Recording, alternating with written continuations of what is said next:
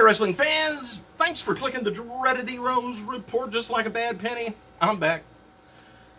Hey, I was on my way to McDonald's today to get a Coke, and I had on the talk radio station, and on the news they had a TMZ report on the big lawsuit. I guess some more people from WWE is, rather, that used to be former wrestlers at WWE, suing WWE about. I'll get to that in a few.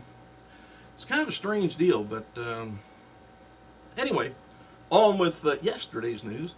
Batista is heading back to London today to work more on the James Bond movie, Spectre.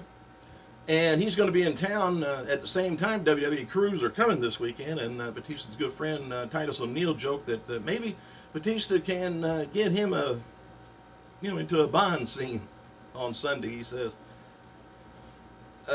Michael Cole still off TV with the WWE to sell the F5 he received from Brock Lesnar, and commentary for this week, SmackDown will be done by Jerry Lawler. And come to think of it, that was last night, wasn't it? Byron Saxton, Tom Phillips. Main event commentary was done by JBL and NXT's Rich Brennan. There's more rumors of former WWE Diva search contestant. WWE Diva Search, there you are, contestants, hosting the show when it returns to WWE Network. Layla, Rosa Mendez, Maurice, Michelle McCool, Eva Torres, who's expecting a baby, are former contestants that are still kind of affiliated with WWE, either through marriage or somehow.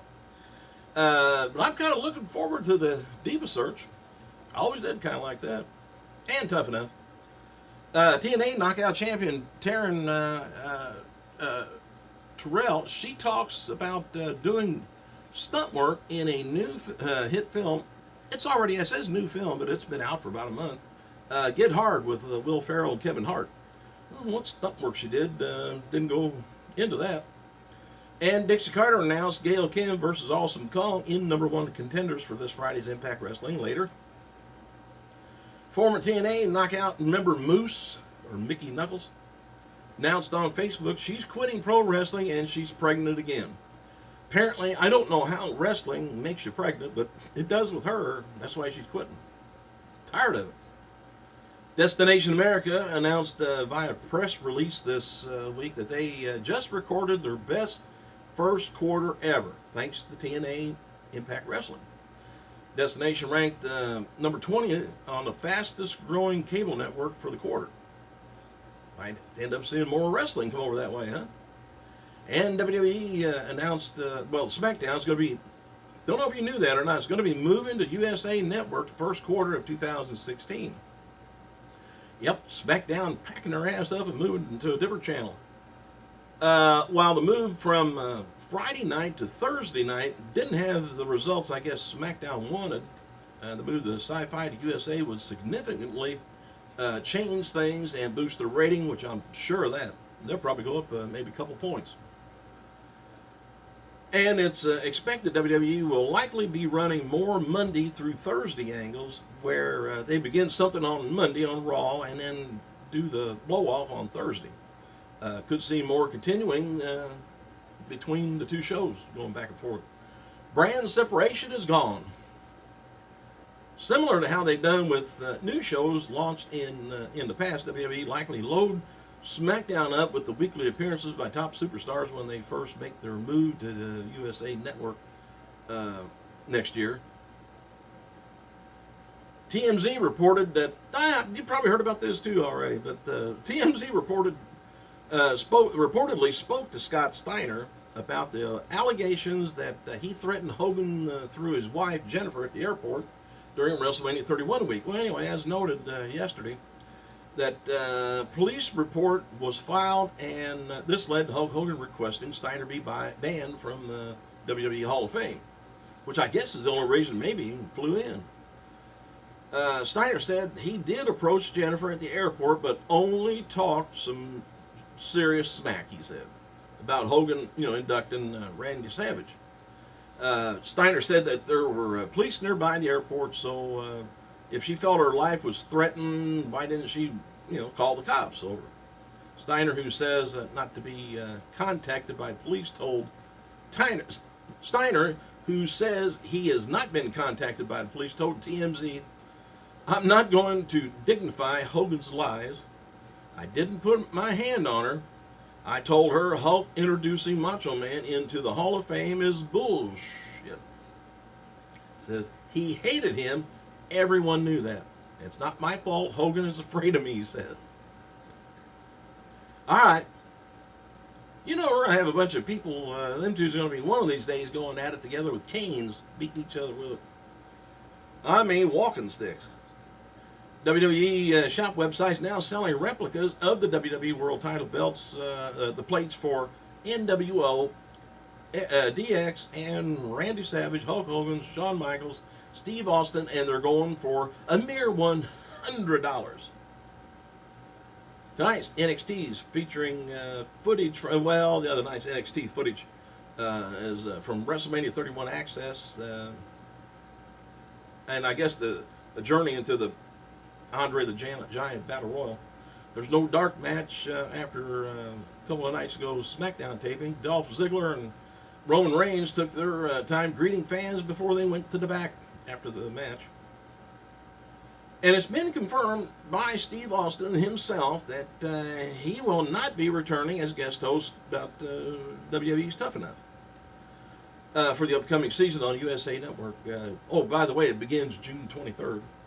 There are unconfirmed rumors that Chris Jericho may be getting that spot. There's also word that, no word yet, who the trainers are going to be, but the NXT coaches at WWE Performance Center are expected to be involved.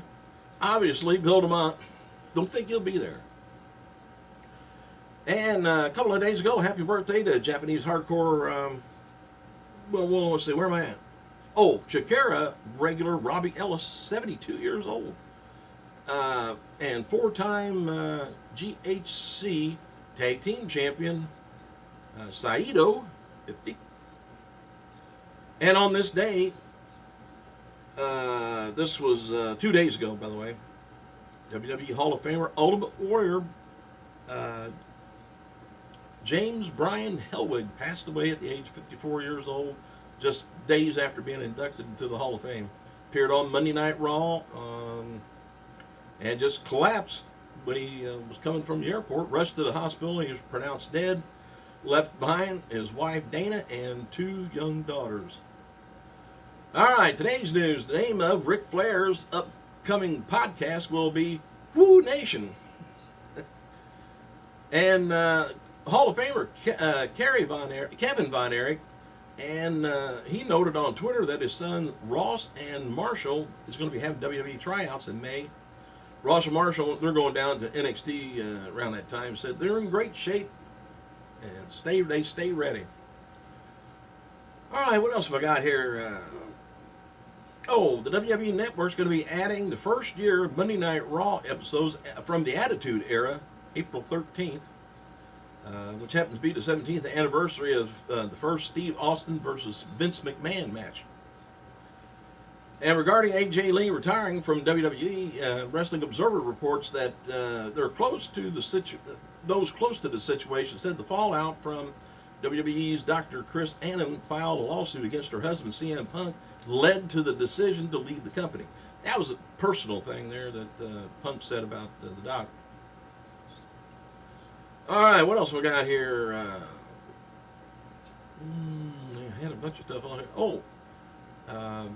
All right, here's what's going on.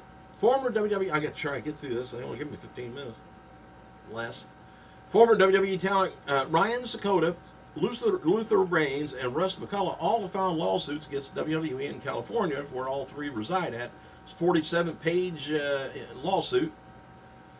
Goes like this. Sakota claims he and other talent were forced to wrestle injured or you lose your job, and that's the WWE. Did not discuss treatment or anything for the concussions. Sakota alleges that WWE operated by intimidation and abuse, and WWE disregarded his health and safety to the point that it left him traumatized. Sakota said he suffers from the concussions after taking a super kick 2013. But WWE medical staff told him not to go to sleep or he might die. Dakota claims he suffered numerous symptoms, including memory loss, severe depression, severe migraines, and headaches. McCullough, Big Ray McCullough, I think it was, something like that, claims that he was knocked unconscious during a WWE event in Cincinnati, Ohio, and then was beat with 15 chair shots without WWE trainers intervening. McCullough claims WWE stated that not our problem when he reported the issue. Anyway, McCullough claims he was still suffering from numerous symptoms, severe depression, severe migraines, memory loss, headaches, panic attacks, and that he's had resulted on over 40 emergency room visits since retiring from the ring. Well, I hope that's not true, but man.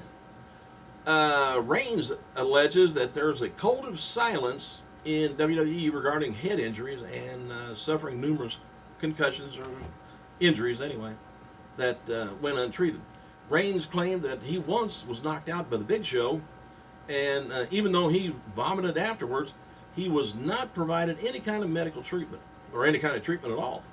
And the suit alleges Reigns suffered a stroke in the past and suffers from post-concussion symptoms today, including severe fatigue, dizziness, severe short-term memory, long-term memory loss. The suit alleges Reigns is unable to remember much of his life. WWE has yet responded to the lawsuit.